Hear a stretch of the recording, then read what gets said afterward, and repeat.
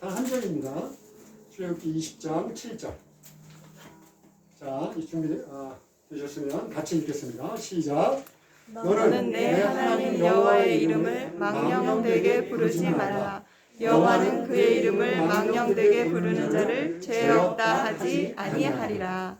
아멘. 오늘 설교 제목은 십계명 3 여호와의 이름 예수 그리스도라는 이름으로. 여기 뒤에 불 안 켜도 되겠어요? 네. 괜찮아요?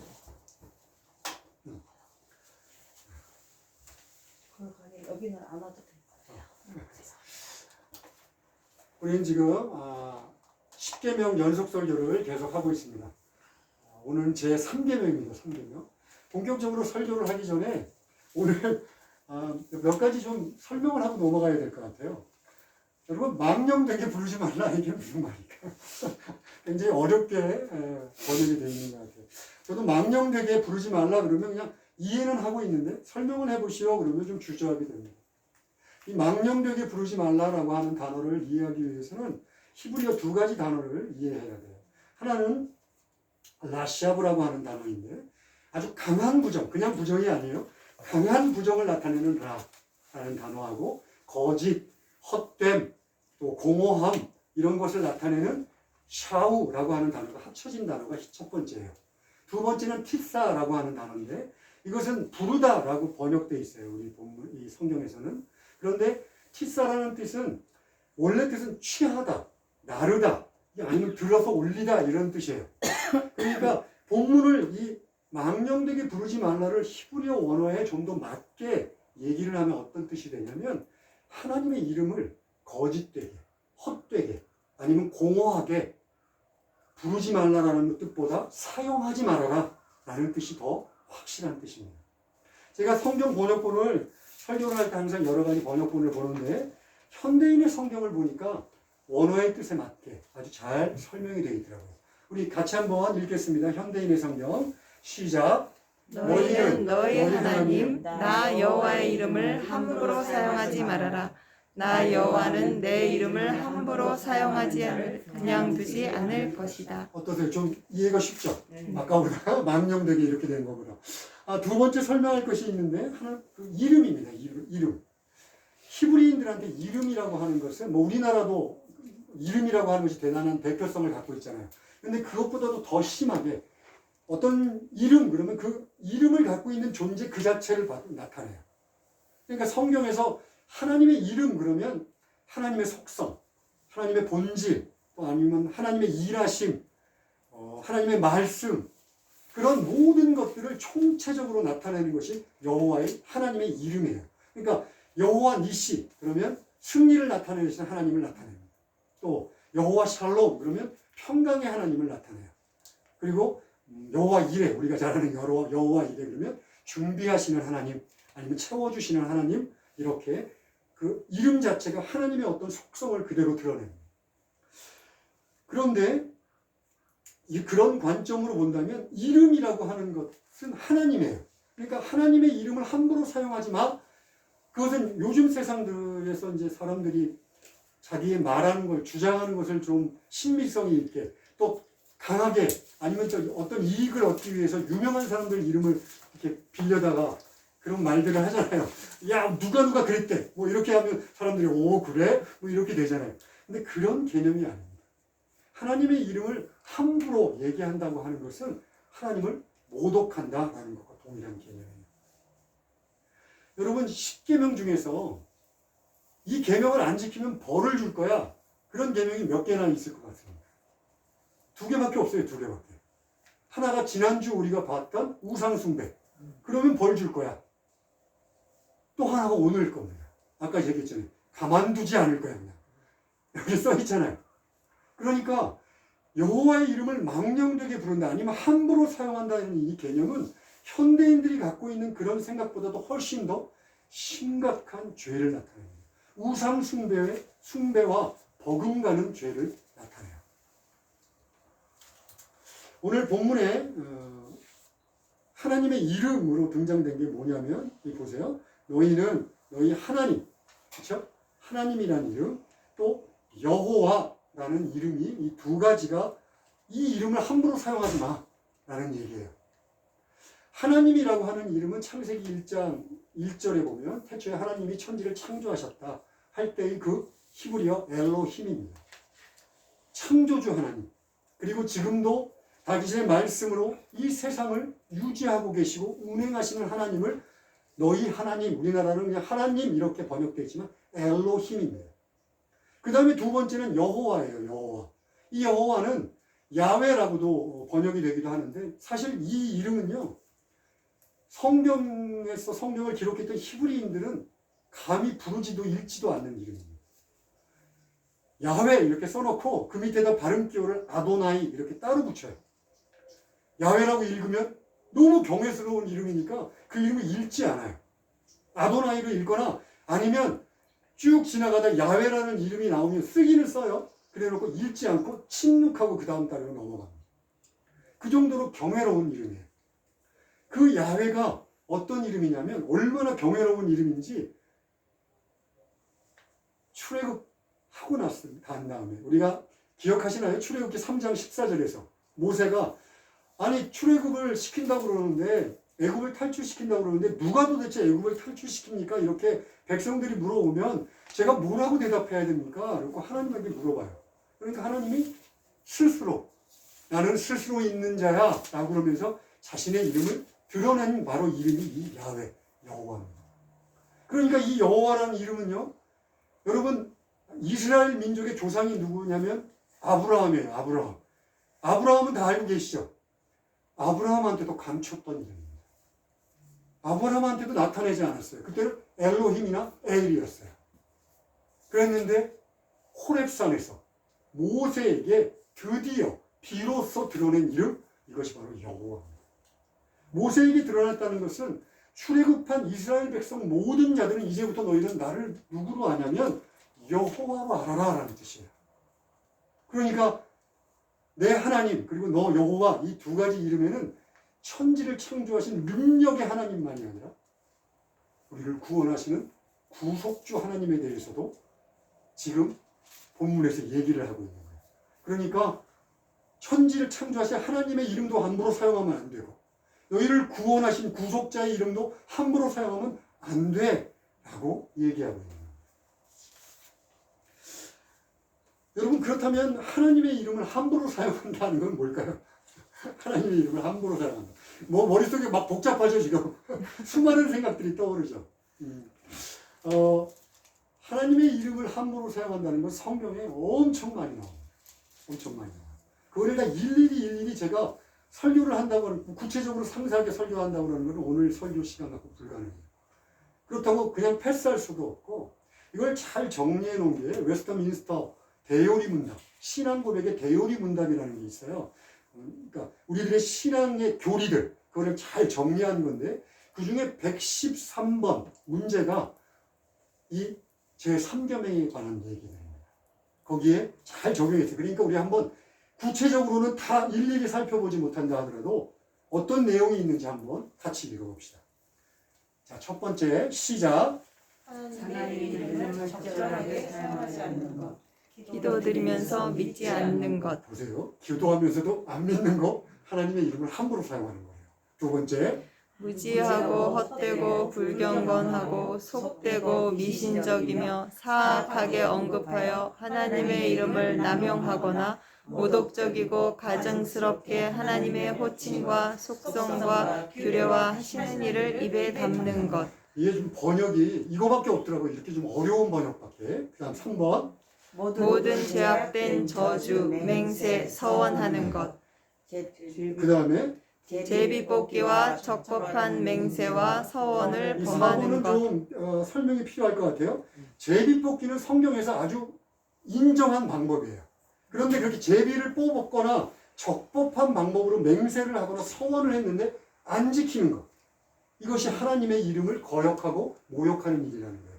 다섯 번째. 불법인 줄 알면서 맹세와 서원을 지키는 것. 이 5번은 좀 이해가 되시나요? 자기들이 맹세를 했어요. 그런데 이게 잘못된 맹세야. 근데 하나님한테 맹세했다는 걸 핑계로 해갖고 그걸 해버리는 것. 이런 것도 역시 그 다음에 두 번째, 그 다음 6번이요. 하나님의 작정과 섭리에 대해서 불평하거나 불만을 터뜨리거나 의심하거나 악용하는 것. 네. 이거는 우리가 구원받았는데 저 사람은 왜 구원 안 해줘요? 라고 하나님 앞에 감히 대드는 것 같은 것을 얘기합니다. 7번.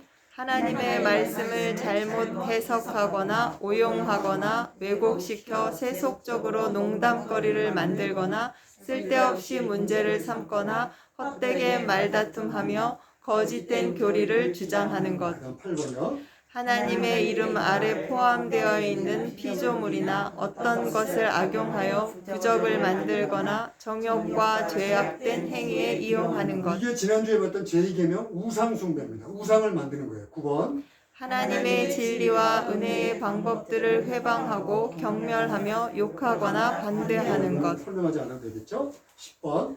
외식과 악독한 목적을 위해서 신앙을 고백하는 것. 이것도 굉장히 중요합니다. 나 예수 믿어. 어떤 사업적인 목적을 가지고 한국에 대형 교회들이 엄청 많습니다. 그냥 모이면 이 명함 돌리기에 바빠요. 그리고 끝나고 나면 자기 그 연락처로 아주 무수한 메일이 들어옵니다. 뭘 사달라, 뭐 헌금해라, 뭐 어쩌라. 그런 목적으로 하나님의 이름 신앙을 고백하는 자들이에요. 자, 11번. 하나님의 이름을 부끄러워하거나 또는 믿음에 어긋나고 무지하며 무익하고 적대적으로 행하거나 그 이름을 배반함으로 그 이름에 욕을 돌리는 것. 네. 이게 다 사실은 성경 구절들이 다 있어요. 해당되는 성경 구절. 근데 그건 제가 빼버린 겁니다. 이상해요. 여러분 어떠세요? 기가 확 질리지 않나요? 예, 성경에 정말 수많은 내용들이 하나님의 이름을 함부로 사용하는 거다. 이렇게 분명하게 지적하고 있습니다. 그런데 그것을 하나하나 일일이 알아보는 것보다 중요한 것이 있어요. 그게 뭐냐면 이 모든 적용 사례들, 이 모든 죄악된 사례들은 단 하나의 뿌리를 갖고 있습니다. 단 하나의 뿌리. 그게 바로 창세기 3장이에요. 창세기 3장 여러분 기억하시죠? 아담과 하와가 지은 범죄. 뱀이 쓱 다가왔어요. 지난주에 이어서 또 얘기하지만 하와한테 물어봅니다. 야, 하나님이 이 동산의 모든 나무의 실과들을 먹지 말래? 라고 물어봐요. 그랬더니 하와가 뭐라고 그러냐면 하나님의 말씀에 동산 중앙에 있는 나무는 먹지도 말고 만지지도 말래. 죽을까 한데 하나님의 말씀이라고 얘기하면서 자기의 생각을 갖다 붙이고 하나님의 말을 빼버립니다. 하나님의 이름을 마음대로 사용해버리는 거예요. 하나님에 대한 경외, 하나님에 대한 두려움, 그리고 심지어 하나님에 대한 사랑마저도 그에게는 지금 남아있지 않습니다. 하와만이 아니에요. 아담이 이제 실과를 따먹었어요. 실과를 따먹고 난 다음에 하나님께서 벌을 주시겠다 그러니까 아담의 태도가 확 바뀝니다. 자기 하와를 보고선 야, 내 뼈 중에 뼈요, 살 중에 살이요 하면서 하나님 앞에 감격하고 감사했던 아담이 하나님이 주셔갖고 같이 살게 된 저 여자가 나를 꼬신 거 아니에요. 그래갖고 내가 지금 범죄한 거 아닙니까? 오히려 뻔뻔하게 하나님이 주셔서 하나님 때문에 내가 범죄했습니다 라고 하나님의 이름을 모독합니다.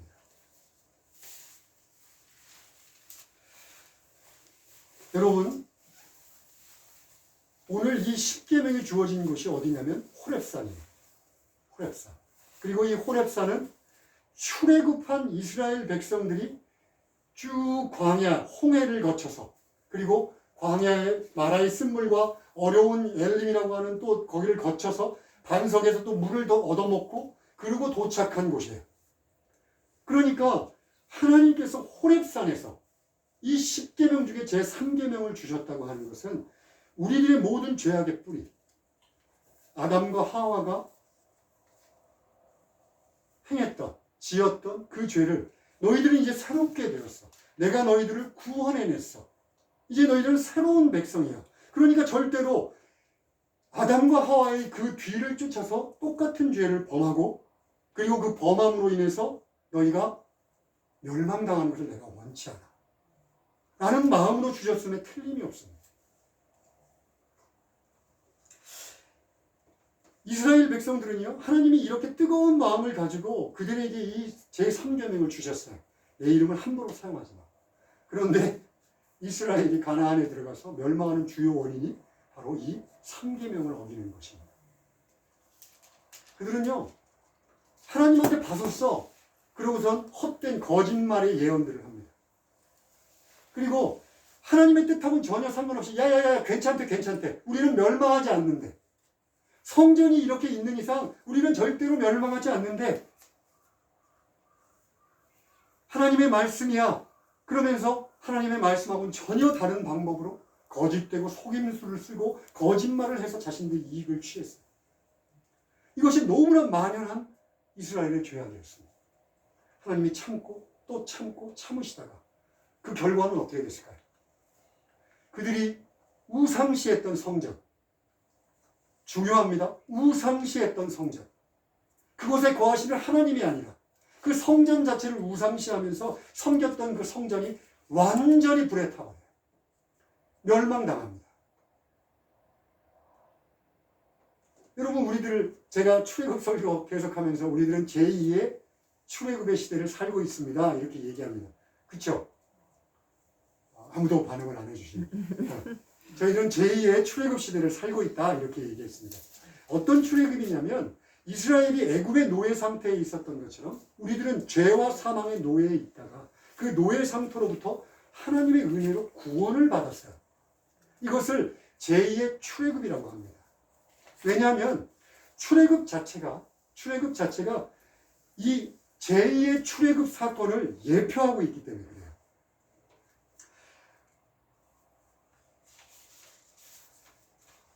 데니얼 풀러라고 하는 미국의 유명한 신학자가 있어요. 이 신학자가 이렇게 얘기합니다. 제가 한번 읽겠습니다. 하나님은 그분의 영광을 온전히 드러내도록 구속사의 순서를 정하셨다. 좀 어려우시죠? 하나님은 그분의 영광을 온전히 드러내도록 구속사의 순서를 정하셨다. 마지막에는 최대한 많은 사람들이 하나님을 향한 가장 뜨거운 사랑을 품는데 필요한 역사적인 어떤 선례, 예를 갖게 하기 위해서다. 좀 어렵지만 이런 얘기입니다. 성경에 기록되어 있는 구원에 관련된 모든 사건들, 이 사건들은 하나를 가리키고 있다는 거예요. 그 하나를 가리키고 있는데 그것이 뭐냐면 예수 그리스도라는 것입니다. 또 예수 그리스도를 통해서 이루어지는 십자가의 구원을 가리키고 있다는 거예요. 이것이 구원에는 순서가 있다. 그리고 순서가 있고 마지막에 완성될 것을 쭉 진행하며 발전시키고 있다라고 얘기하고 있어요. 그러면 예수 그리스도를 통해서 우리가 십자가의 사건을 통해서 구속이 완성되는 것을 하나님께서 얼마나 원하셨냐면 에레미야 서에서 예언합니다. 한번 보시겠어요? 29장 11절입니다. 함께 읽겠습니다. 여호와의 말씀이니라. 너희를 향한 나의 생각을 내가 아나니 평안이요 재앙이 아니니라. 너희에게 미래와 희망을 주는 것이니라. 제3계명은 출애굽한 이스라엘 백성들에게 주어졌어요. 그리고 야 너희들 절대로 아담과 하와 너희 선조가 지었던 죄악에 다시 빠지지 마. 이 3계명을 지킴으로 인하여서 내가 너희에게 주고자 하는 미래, 주고자 하는 희망을 너희들이 갖기를 원해. 라고 지금 얘기하고 있는 거예요. 자, 그렇다면 제2의 출애굽을 살고 있는 우리들은 어떻습니까? 하나님의 생각은 바뀌셨나요? 하나님의 생각은 바뀌지 않았어요. 우리들이 지금 10계명을 바라보고 있는 10계명 중에 제3계명을 바라보고 있는 지금 순간에도 하나님은 우리들 한 사람 한 사람에게 물어봅니다. 아니야.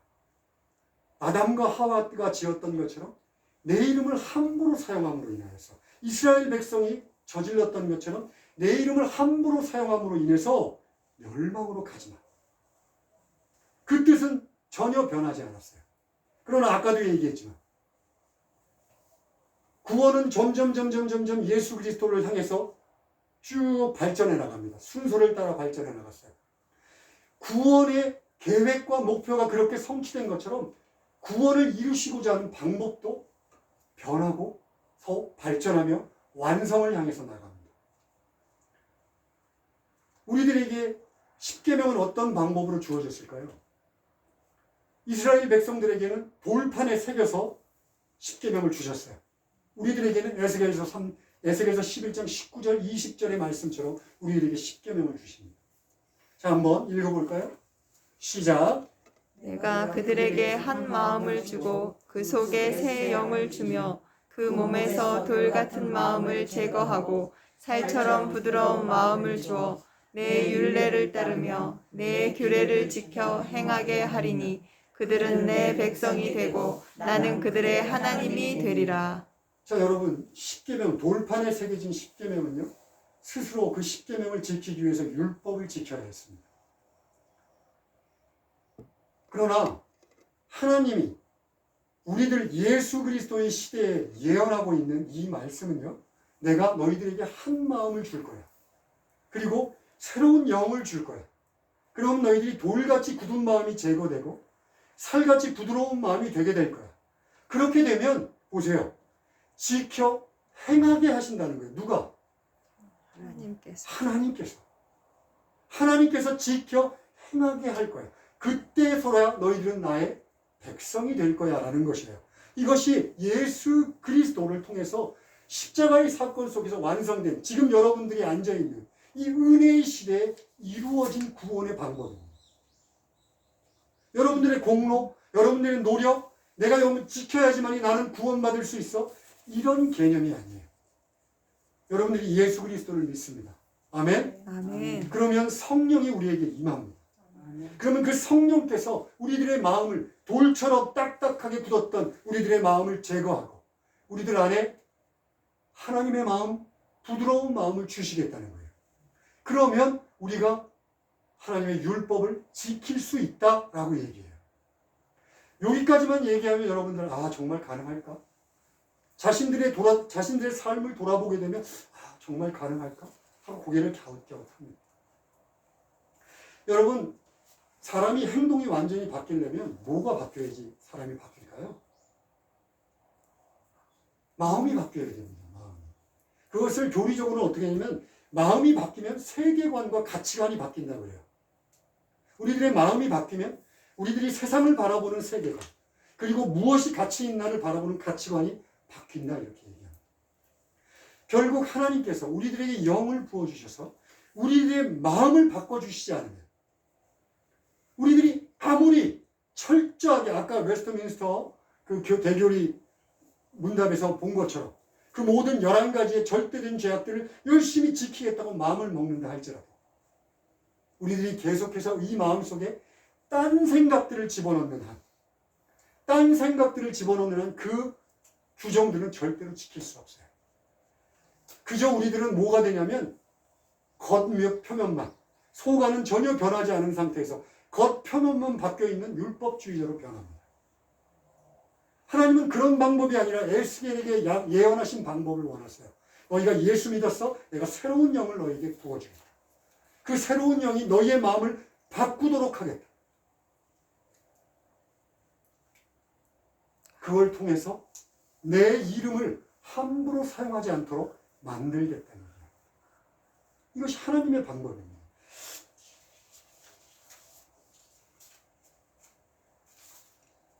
우리 마태복음 12장 34절 35절 우리 한번 같이 읽을까요? 시작. 독사의 자식들아, 너희는 악하니 어떻게 선한 말을 할 수 있느냐? 이는 마음에 가득한 것을 입으로 말함이라. 선한 사람은 그 쌓은 선에서 선한 것을 내고 악한 사람은 그 쌓은 악에서 악한 것을 내느니라. 네, 이건 좀 배경이 설명이 필요한데요. 예수님께서 당신의 그 공생의 3년 동안 귀신들을 내쫓았어요. 그랬더니 그것을 목격하고 있다. 아, 저 예수가 정말 메시아인가 아닌가 늘 감시하는 바리새인들이 쫓아다녔는데 그 바리새인들이 야, 저 예수라는 저 사람은 하나님의 능력이 아니라 귀신의 왕 바알세불의 힘을 빌려서 이 귀신을 쫓아내는 거야. 이렇게 모함을 합니다. 그랬더니 예수님께서 이 인자의 말을 거역하는 것은 용서받을 수 없지만 성령을 거역한 죄, 그 성령을 거역한 죄는 절대로 용서받을 수 없다라고 말씀하시고 이어서 하신 말씀이에요. 그러니까 너희가 너희 마음속에 악한 생각, 즉 성령을 거부하고 성령이 너희 안에 없는 이상은 너희들은 절대로 내가 하는 일을 인정할 수 없고 바라볼 수 없다라고 얘기해요. 그런데 너희들 안에 성령이 들어가 있으면 나를 바로 보고 내가 하는 일이 바로 하나님의 일임을 안다라고 얘기하는 겁니다. 자, 여러분, 우리들 마음속에 무엇이 차 있습니까? 우리들 마음속에 무엇이 차 있나요? 마음을 가득 채운 것들이 내 입이 되고 나의 행동이 됩니다. 내가 세상의 것들로 가득 차 있다면, 아무리 교회에 나와서 말씀 보고 예배 드려도 나는 밖에 나가면 여전히 하나님의 이름을 함부로 사용할 수밖에 없습니다. 그러나 내가 예수를 믿고, 불행히도 예수를 믿고 받은 성령은요, 불행이라고 얘기하면 좀 어폐가 있는데, 이 성령은 귀신처럼 우리를 강압하지 않습니다. 우리를 막 끌고 자신이 원하는 방향으로 휘두르지 않습니다. 귀신은 불구덩이에도 던지고 물구덩이에 던지고 우리를 괴롭히고 억압하지만, 성령은 우리 안에서 들어오셔서 잠잠히 기다리십니다. 성령은요, 의지하는 자들에게 일하시는 영이에요. 내가 예수 믿고 내 안에 성령이 임하고 내 가득 하나님의 영이 가득 차 있는 순간 내 마음의 문이 열립니다. 그리고 하나님이 보입니다. 예수 그리스도가 보입니다. 여러분, 하나님께서 자신의 아들 독생자까지를 주고 독생자를 아끼지 않고 우리한테 주셔서 창조주 하나님이 이 땅에 내려오셔서 인간의 모습을 입고 십자가에 달려서 죽으시면서 그 보혈 피를 다 흘리시고 우리들의 죄를 용서하셨다고 하는 이 놀라운 깨달음과 감사가 우리 안에 있는데, 어떻게 우리 입술로 하나님을 저주하고 하나님을 부정하고 하나님의 이름을 이용해서 자기의 욕심을 채우고 하나님 앞에 거짓말하고 그렇게 살아갈 수 있습니다. 성령은요, 우리 안에 임하시면 우리들의 영적인 눈을 열어주세요. 하나님의 그 놀랍고 위대하신 그 창조주 하나님을 보게 합니다. 하나님의 그 놀라운 아름다움, 그것들을 보게 합니다.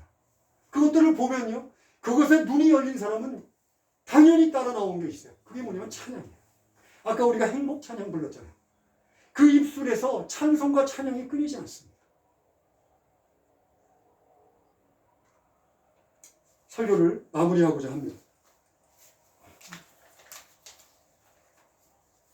여러분, 하나님의 이름을 함부로 사용하지 말아라 라고 하는 이 계명을 지키는 방법은요, 그 하나하나 순간순간들마다 가서 그것에 몰두하고 그것을 지키려고 노력하면 절대로 이룰 수 없습니다.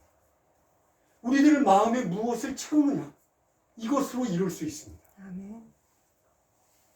내가 이 세상의 신들, 내가 이 세상의 것들을 쫓아가는 그것만을 마음에 두고 있다면 우리는 순간순간, 매 순간 매 순간 하나님의 이름을 헛되이 사용하게 될 것입니다.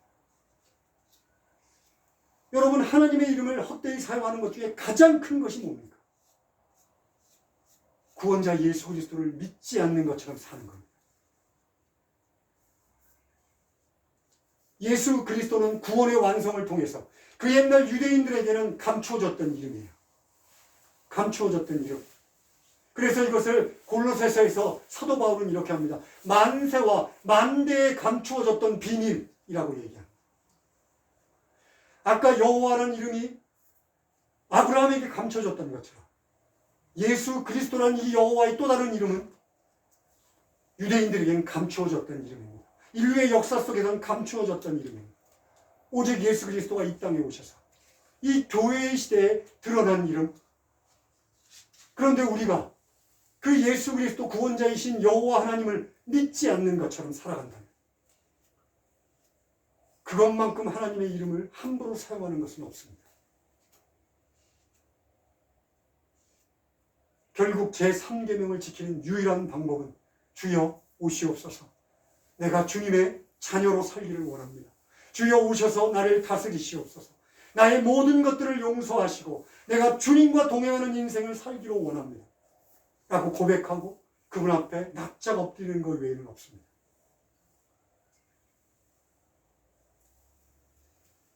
여호와의 이름 예수 그리스도, 그 이름을 믿어야 합니다. 아멘. 기도합시다.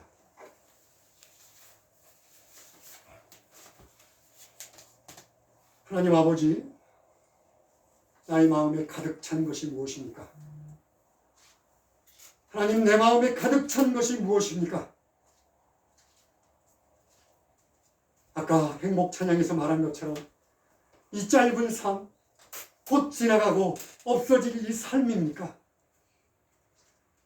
아버지, 내 삶에 가득 채워진 것이 여호와 하나님 예수 그리스도가 되게 하여 주시옵소서. 내 삶을 온전히 예수 그리스도의 이름으로 채우도록 해주시옵소서. 예수님의 이름으로 기도합니다. 아멘.